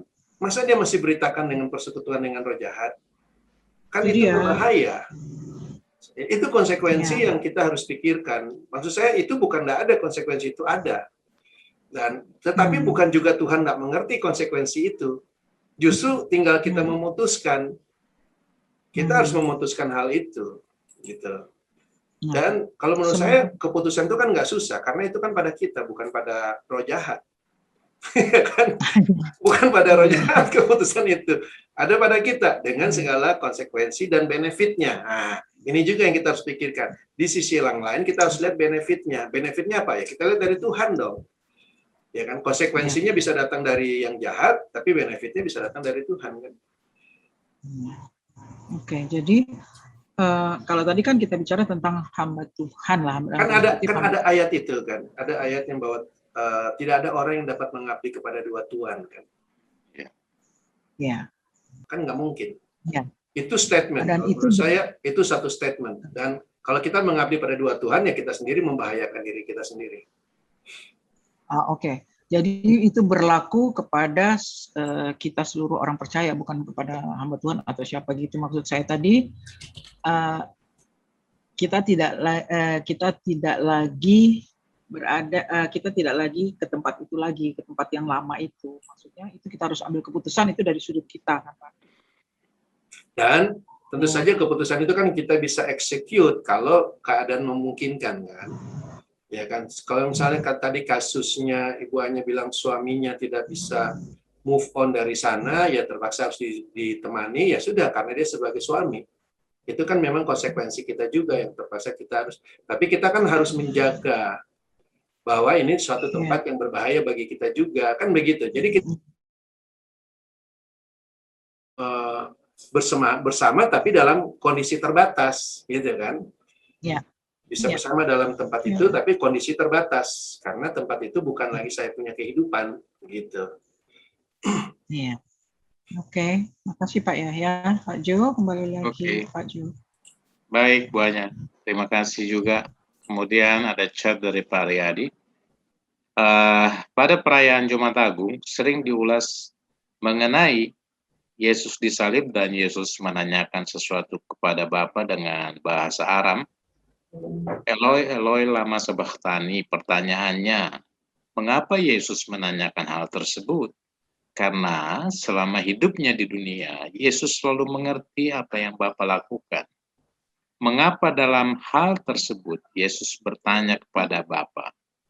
Demikian. Silakan penjelasannya, Pak JK. Ini perkataan ini sebenarnya merupakan perkataan Eloi Eloi lama sabachthani itu adalah suatu ayat dari Perjanjian Lama sebenarnya. Iya. Ya, jadi dia mengutip ayat itu. Itu adalah pernyataan dia tentang apa penggenapan daripada ayat yang sudah dicatat di dalam Perjanjian Lama sebenarnya sih Pak. Kalau menurut saya, ya di dalam Mazmur 22 ayat 1. Coba kita lihat ya pernyataan itu. Jadi Yesus mengutip ayat. Memang seringkali Yesus suka mengutip ayat. Sehingga kalau kita tidak melihat ayatnya itu, kita pikir Yesus sedang menyatakan sesuatu yang baru. Tapi sebenarnya dia mengutip ayat dari sini nih. Ayat dari Mazmur 22 ayat 1. Jadi ini yang sudah dilihat oleh penulis Mazmur ini, Daud. Ya. Daud sudah melihat terlebih dahulu tentang apa yang Yesus akan serukan di dalam di atas kayu salib itu. Mazmur Daud, Allahku, Allahku, mengapa engkau meninggalkan aku? Aku berseru tetapi engkau tetap jauh dan tidak menolong aku. Nah ini dia. Ini sebenarnya kan berbicara tentang keterputusan, tanda kutipnya, antara Allah dengan dosa. Ya. Karena Yesus pada saat itu masuk ke dalam dunia dan dosa ditimpakan kepada dia, maka tanda kutipnya Allah tidak melihat dia lagi karena sebagai dosa. Jadi Allah melihat dia sebagai dosa. Itu ungkapan itu kurang lebih kalau menurut saya yang terjadi di atas kayu salib. Dan itu dijabarkan dengan jelas oleh penulis Mazmur itu, Pak. Bahwa ada suatu penderitaan, gitu kan? Karena Yesus kan dia kan harus masuk dalam jalan salib yang dimana dia disiksa, didera, dicaci, dimaki, ditombak, dicambuk. Tapi kok Allah nggak nolong dia? Nah itu yang sudah dilihat oleh Daud. Kemudian ditulislah di situ. Nah itu yang diungkapkan, mengapa engkau meninggalkan aku? Tapi bukan berarti Yesus tidak tahu bahwa dia tetap bersama dengan Bapa. Bukan berarti, bukan seperti itu. Jadi jauh dari pemikiran manusia. Tetapi dia mau memberikan suatu tanda kutipnya penggenapan atas seruan yang dinaikkan oleh Daud, Pak. Bahwa itulah yang sedang terjadi pada dia. Yang ditulis oleh Daud, itu yang terjadi pada dia. Makanya saya suka katakan bahwa kitab Mazmur itu juga walaupun itu adalah kidung yang bagus, bahkan ucapan-ucapan yang bagus, semua itu berbicara tentang Yesus. Salah satunya dalam Mazmur 22 ini. Gitu ya. Tapi kalau orang tidak mengerti begitu, maka mereka pikir itu kan cuma perkataan indah. Atau tadi yang misalnya kita katakan itu ada suatu pertanyaan. Itu bukan pertanyaan, itu justru pernyataan. Bahwa aku menggenapi apa yang disampaikan oleh Daud. Gitu. Banyak ayat-ayat yang di dalam Alkitab yang Yesus lakukan, yang Yesus katakan, itu semua penggenapan dari apa yang disampaikan dalam Perjanjian Lama, Pak. Oke. Oke, thank you, Pak. Jelas, Pak. Oke, sekarang saya ke dokter. Selamat malam, dokter. Dokter, ada catatan yang mau dibagi? Jadi kita udah tahu bahwa yang ditebus itu adalah Kristus. bukan manusia yang tebus. Tapi karena kita ada di dalam sebagai tubuhnya, maka kita juga turut ditebus, gitu sebenarnya. Kalau kita baca di dalam Roma 14 ayat 6 kan sebetulnya Roma 14 ayat 7, tidak ada seorang pun di antara kita yang hidup untuk dirinya sendiri. Dan tidak ada seorang pun yang mati untuk dirinya kita sendiri, gitu. Jadi itulah menggambarkan bahwa kita adalah tubuh Kristus. Ya. Jadi kalau kita menjadi orang percaya, bahwa mati hidup kita adalah Kristus, gitu kan? Ya. Jadi ini sudah confirm sebetulnya. Jadi memang Kristus tidak mungkin dong Allah nebus naturnya aja beda. Masa Allah nebus manusia yang dosa. Jadi yang ditebus adalah Kristus. Ayat 9-nya bagus ya, Dok? Ya, ayat 9-nya bagus ya. Iya. Kristus telah mati dan hidup kembali. Nah ini dia. Tapi yang menjadi Tuhan baik atas orang mati maupun orang yang hidup. Ya. Ini bagus. Jadi sebetulnya buat saya sebetulnya ada clear ya, Paskah itu ya kalau kita bicarakan tentang ayat seharusnya nggak banyak pertanyaan. Kayak Galatia 4 ayat 9 dan 10 kan kita sudah nggak lagi hidup dalam perayaan-perayaan itu kan. Ya. Galatia 4 ayat 9 dan 10 kan. Kalau kita bicara ayat seharusnya sih lebih clear gitu. Jadi nggak harus ada perdebatan lagi kan. Kan sudah mesti ditanggalkan perayaan-perayaan itu nggak ada lagi. Iya. Dan kita sudah di dalam hakikat kan. Iya. Kita sudah dalam hakikat, kita lagi hidup di dalam yang sudah real gitu. Kan kita tidak lagi hidup di dalam gambarannya. Ya buat saya sih oke. Saya rasa tadi juga kita bisa lihat perbedaan dari ayat ini juga kan tadi dikatakan bahwa ada roh-roh jahat itu kan. Ya. Bagaimana kamu berbalik kepada roh-roh dunia? Nah ini kan roh-roh jahat itu. Ya makanya kalau kita baca ayatnya lebih gampang. Iya. Ya kan? Nggak usah dibicarakan lagi. Iya, dengan memelihara hari-hari tertentu, ya kan? Iya. Bicara perayaan-perayaan hari-hari raya. Final kan sebetulnya kan. Iya. Lagi gitu. Ya, Oke, Dok. Thank you. Oke, Pak Agustinus atau Pak Vincent, ada yang mau disampaikan? Iya, Pak. Selamat malam. Pak Jo, Pak JK. Thank you. Jadi ini kalau yang Pak Jo bilang kita harus bereskan ya malam ini ya.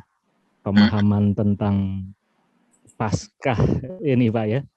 Ya, mirip karena ini gini, seperti Pak. kalau maaf kita Pak. lihat apa. Maaf Pak Vincent begini. Kenapa saya sampaikan begitu? Karena dari kalangan Kristiani, hari raya yang paling mistis itu Paskah. Itu paling kotor itu. Betul. Artinya ditambahi ini, ditambahi itu. Jadi maknanya ngawur-ngawurnya banyak gitu. Kalau kelahiran ya Natal itu ya seperti hari lahir lah kan gitu biasa. Natal ini banyak Paskah ini bumbunya banyak. Bumbunya jadi banyak. Itu yang harus dibereskan. Silakan. Setuju Pak. Mari kita bereskan ya Pak ya. Iya. Setuju Pak. Ya, jadi tadi saya mencatat notes-nya menarik sekali. Dan ini juga menimbulkan satu pertanyaan yang ingin saya konfirmasi nih Pak. Kepada Pak JK terutama dan kepada Pak Jo dan Bapak Ibu sekalian. Apakah benar nih kalau kita memahami perjalanan tadi di awal ya, yang Pak JK gambarkan dalam skema animasi tadi, bahwa dimulai dari sebuah gambaran dan digenapi dalam kematian dan kebangkitannya Kristus, dan kita menjadi satu corporate dalam Kristus yang bersama-sama Dia, kita hidup di dalam kebangkitannya. Kita mati di dalam Dia dan hidup di dalam kebangkitannya. Nah, bisa nggak dikatakan bahwa, ini yang pertama nih kita lihat, umat Israelnya bisa nggak kita bilang mereka menolak untuk mengupdate sebuah rancangan Allah yang sudah digenapi. Kalau bahasa kerennya kita, kalau anak muda kan suka bilangnya kudet loh, kurang update. Ini lebih parah dari kudet ya. Ini nggak mau menolak untuk mengupdate, menolak untuk menerima sebuah penggenapan. Bahkan sampai sekarang umat Israel itu menolaknya kan. Dan apakah penolakan itu, nah ini yang kedua nih, menyambung dari itu kemudian yang ditegaskan oleh Rasul Paulus kalau nggak salah di Ibrani 10 ya. Ya, ini dia. Betapa lebih beratnya hukuman yang harus dijatuhkan atas dia yang menginjak-injak anak Allah, yang menganggap najis darah perjanjian. Artinya sudah ada perjanjian yang baru kok. Dan banyak meyakini perjanjian baru itu buku ya. Alkitab vers yang sebelah ini perjanjian lama, sebelah perjanjian baru. Padahal kan maknanya adalah ini sebuah penggenapan, sebuah perjanjian baru lewat kematian Kristus. Namun ini ditolak, tidak mau diupdate, menolak untuk mengupdate sebuah karya Allah. Apakah bisa dikatakan demikian, Pak? Kemudian saya juga melihat bahwa mereka yang tidak mengerti. Nah, ini yang mengerikan lagi tadi yang Pak JK sampaikan ya, bagaimana dari gambaran ini kemudian muncullah versi agama kan, khususnya agama Kristen yang memodifikasi lagi, memodifikasi bahwa wah ini sekarang ini sudah ada Kristus, sekarang ini ada sebuah konsep baru, dan saya yakin yang membuatnya ini sudah mengenal, tadi Pak JK sempat singgung, yang membuatnya ini sudah mengenal nih kebenaran Kristus, tapi mereka memanfaatkan kebenaran ajaran Kristus ini untuk kepentingan mereka, sehingga muncullah teologi, muncullah ajaran-ajaran ini yang semata-mata itu menguntungkan mereka.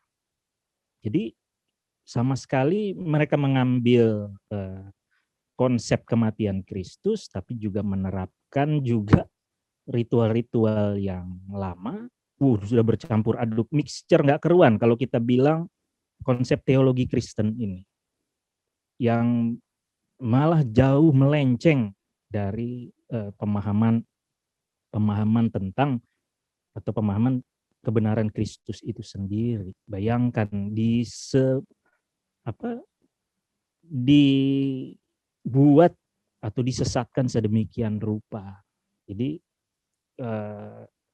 saya pikir ini apakah juga bisa dikatakan bahwa umat yang sebenarnya banyak yang nggak tahu, tapi mau mencari kebenaran Kristus, itu mereka ibarat anak-anak yang tidak tahu apa-apa, tetapi dibawa pada pemahaman yang salah, dan Yesus menegurnya di Matius 18 ayat 6 Pak ya. Kalau melakukan seperti itu tuh sama aja, kalian ikatkan aja deh diri kalian di di leher, si batu cemplungin tuh di air.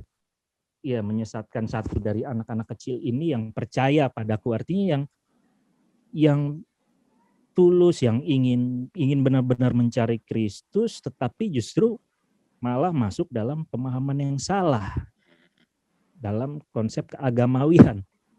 Itu ternyata ada hukumannya ya. Apakah demikian, Pak? Dan saya lihat juga sebenarnya Paskah ini kan muatan, kalau saya melihat mengacu dari, sekali lagi kan ada dasarnya Pak. Ya, bolehkah dilihat bahwa Paskah ini memiliki makna yang pengertian yang sudah jelas di Roma 6 ayat 1 sampai 14 boleh. Di situ kan ada di salah satu ayatnya menyatakan kematian atas manusia yang lama. Nah, di sini kan Pak bahwa sebab kita telah menjadi satu sama dengan kematiannya, dan karena kita tahu manusia lama kita telah turut disalibkan. Nah, dipikirnya manusia lama yang dulu waktu dulu mabuk, sekarang nggak mabuk. Dulu merokok, sekarang nggak merokok. Dulu nipu, sekarang. Nah, padahal kan ini keseluruhan pemahaman yang lama, ketidakmengertian atas penggenapan karya Kristus di kayu salib kan sebenarnya, Pak. Benarkah demikian, Pak JK? Jadi bukan soal wah saya dulu punya sifat yang jelek banget gitu.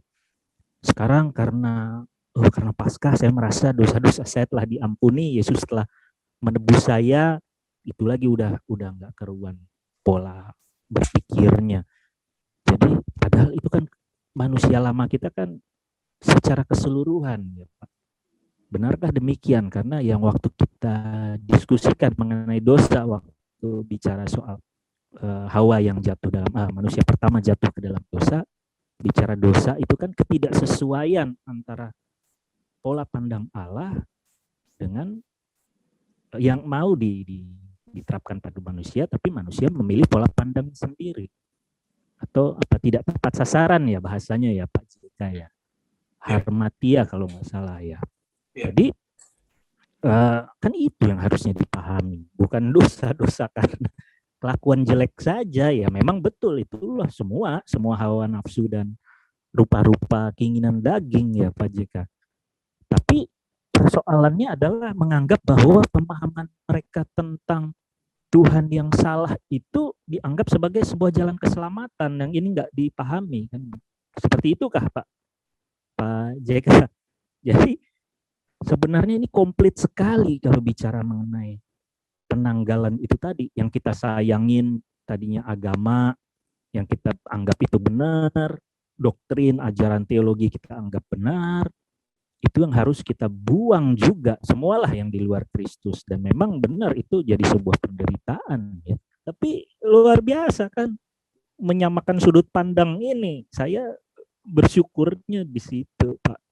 Kalau bagi kita yang lahir baru, waduh ini bersyukurnya luar biasa bagi yang lahir baru. Nah, kalau bisa mendapatkan sebuah pengalaman bagaimana dalam perjalanan ini kita mau menyamakan sudut pandang kita bersama Allah lewat imam besar kita Kristus Yesus itu. Ini apakah demikian Pak Yahya tadi dari uraian saya dari awal pertama kali soal Israel yang nggak update malah dikembangkan lebih mengerikan. Dan saya melihat bicara tentang corporate lagi nih Pak, ini kan menarik. Corporate ini kan akhirnya dijadikan sebuah organisasi. Padahal bukan, esensinya adalah tubuh Kristus. Ini hebat sekali. Ada yang menamakan dirinya institusi dari Yesus, ada yang menamakan dirinya macam-macam. Tapi konsepnya konsep corporate. Apakah benar? Artinya mereka ini sudah tahu tentang kebenaran Kristus pada awalnya, Pak. Dan mereka mengaplikasikannya, ini luar biasa, copycat-nya ini, jiplakannya ini, ya karena ular dua ya, emang gila itu penyesatan yang dibuat itu. Jadi apakah demikian ya Pak ya? Kita corporate yang maksudnya tubuh Kristus itu yang mengambil bagian dari kematiannya, artinya kematian kehidupan lama kita, manusia lama kita, tetapi ini dibuat versi lain, agama Kristen adalah corporate dalam bentuk organisasi yang percaya pada label Kristus. Tadi kalau saya menyambung apa yang dibilang Pak Him sebelumnya, sampai akhirnya ya muncul udah berkembang Paskah jadi telur, jadi kelinci Paskah, Natal jadi pohon cemara, yang semua di-create sedemikian rupa menurut ya kepentingan, lagi-lagi kepentingan dunia ya, bukan bicara soal pembebasan dari dunia, tapi bagian dari dunia ini malah. Dan Pak mungkin juga perlu ada wanti-wanti juga ya, apakah benar Pak setiap saat ini bagi yang sudah percaya atau yang mengalami hidup baru itu perlu ditanamkan terus mindset pengulangan bahwa sewaktu-waktu ini kita juga bisa terhilang seperti Salomo, seperti banyak ya kejadian, bahkan murid sekaliber Yudas murid Yesus langsung juga bisa terhilang. Apakah perlu ditanamkan pemahaman bahwa kita ini dalam yang sudah lahir baru, bagi yang lahir baru itu harus tetap mewaspadai itu tadi mixture, kemudian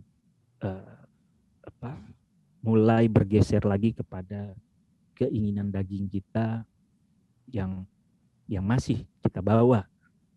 Jadi dengan mengambil contoh itu bangsa Israel yang sudah dibaptis, yang sudah keluar dari perbudakan dosa, tetapi malah mendirikan lembu emas dan lain sebagainya. Itu apakah perlu Pak? Penanaman apa yang harus di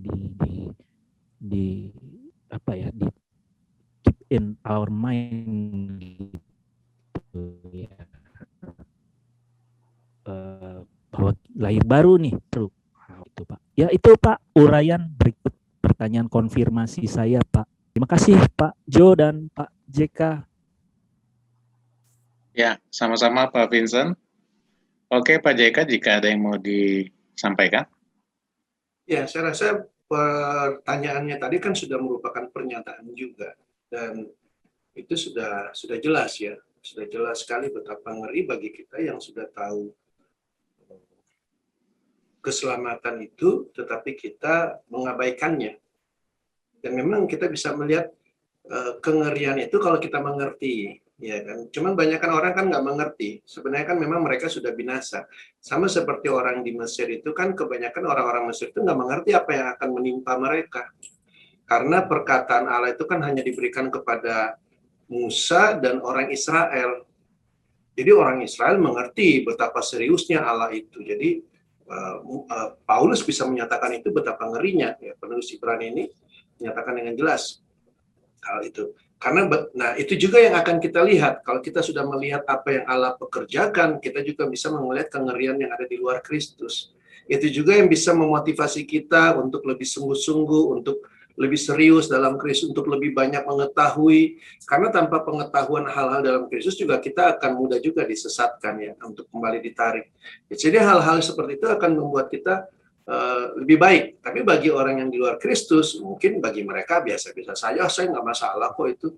Ya, bahkan mereka merasa mereka benar. Ya kan, kita sampaikan yang benar pun mereka merasa, saya udah tahu bahwa Yesus akan datang kok begini. Nah, jadi mereka merasa lebih benar. Jadi mereka tidak melihat kengerian itu. Namun sekali lagi, tadi bagus diambil. Ini kan Alkitab. Alkitab, artinya penulis Alkitab kan memperlihatkan realitanya, betapa ngerinya mereka yang menginjak-injak anak Allah. Bagaimana menginjak-injak anak Allah? Ya sama seperti yang tadi kita sedang bahas hari ini. Merayakan Paskah dengan makna berbeda tentang anak Allah itu, dengan pemahaman dengan yang berbeda tentang anak Allah itu menginjak-injak anak Allah. Ya. Seakan-akan tidak ada arti darah itu. Kita cukup merayakan karena dia sudah bangkit. Puji Tuhan, haleluya. Kita akan dijemput, kita akan dibangkitkan nanti. Itu antik. Anda dan saya bisa ketawa kalau Anda dan saya bisa merasa aneh karena Anda dan saya sudah melihat bahwa ternyata Paskah itu kita mati bersama dan kita dibangkitkan bersama, gitu kan. Tetapi kan mereka yang merubah makna itu bisa bersuka cita tuh. Mereka menaikkan pujian.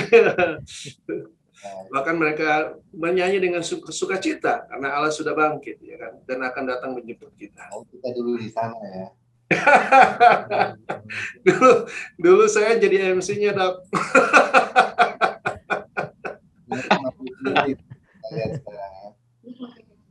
Dahsyat ya. Kalau kita lihat itu betapa dahsyatnya. Kalau saya yang sering maju ke depan Pak buat bertobat itu.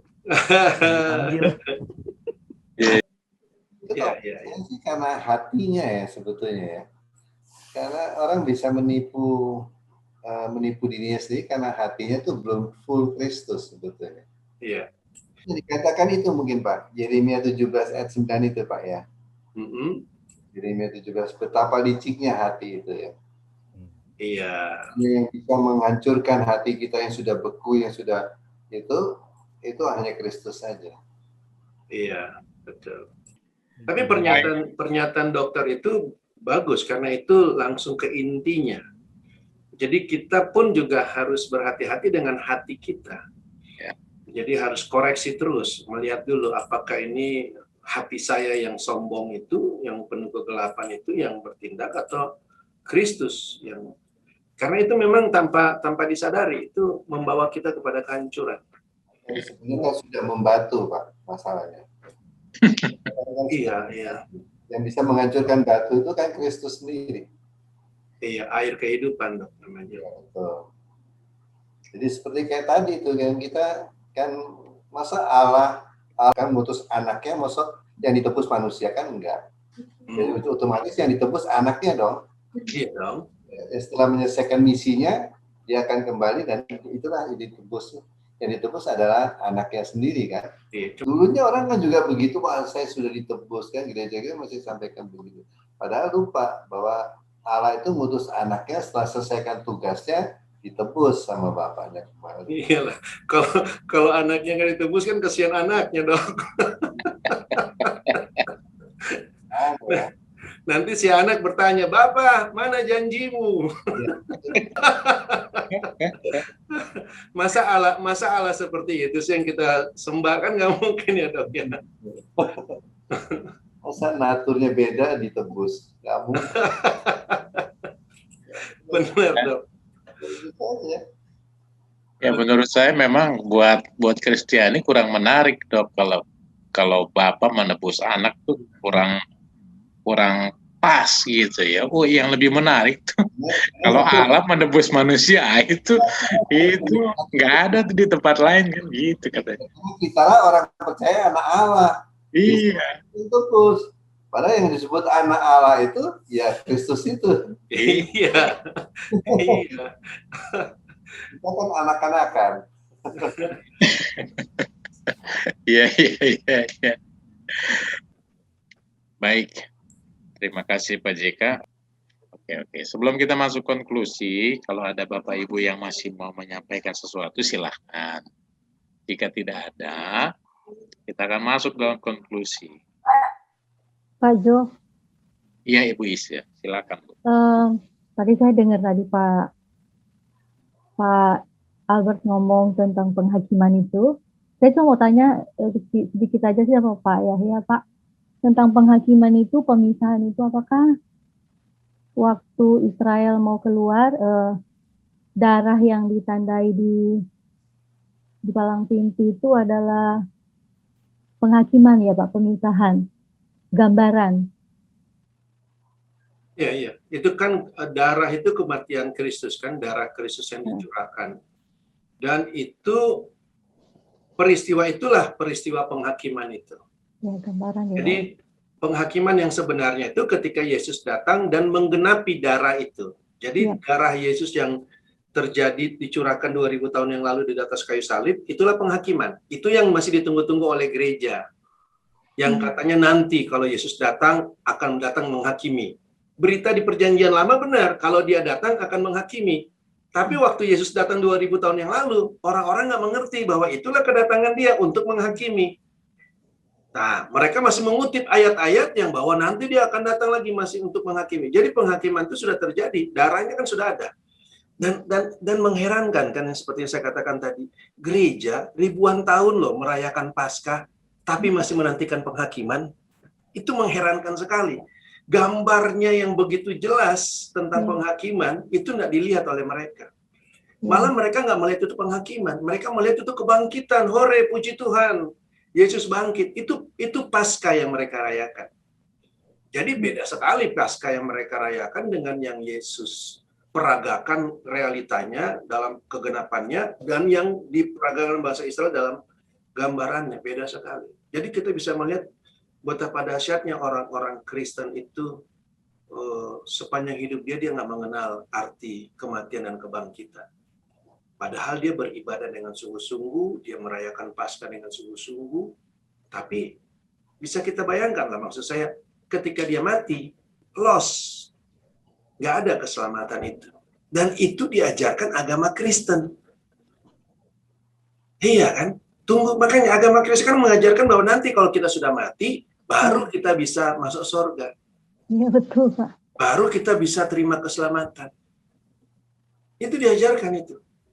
Itu kita bisa semakin melihat lah betapa parahnya ajaran-ajaran itu justru membawa orang kepada.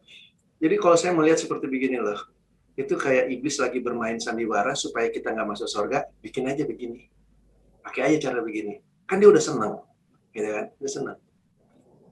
Itu kalau saya lihat seperti itu, karena terus tadi kan dikatakan jelas roh-roh jahat, perjamuan roh-roh jahat. Benar, yang Ibu Isya katakan itu, darah itu, ya Yesus itu, kematian itu. Dan itu betul pemisahan itu yang Yesus katakan di dalam Yohanes 12. Sekarang, ya kan, terjadi penghakiman atas penguasa dunia ini. Gambarannya mana? Yaitu Mesir. Mesir. Firaun itu kan penguasa dunia. Nah itu dia terjadi. Jadi penghakiman ya itu. Nah, cuman kan orang cerita, dia gali cerita, dia bongkar cerita, dibikinlah, ambillah wahyu.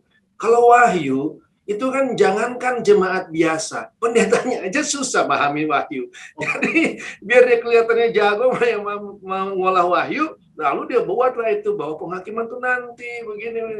Ya itulah. Oke. Baik Bu Isya, terima kasih. Sepertinya kita harus akhiri ya. Jadi kita akan masuk konklusi. Silakan Pak JK.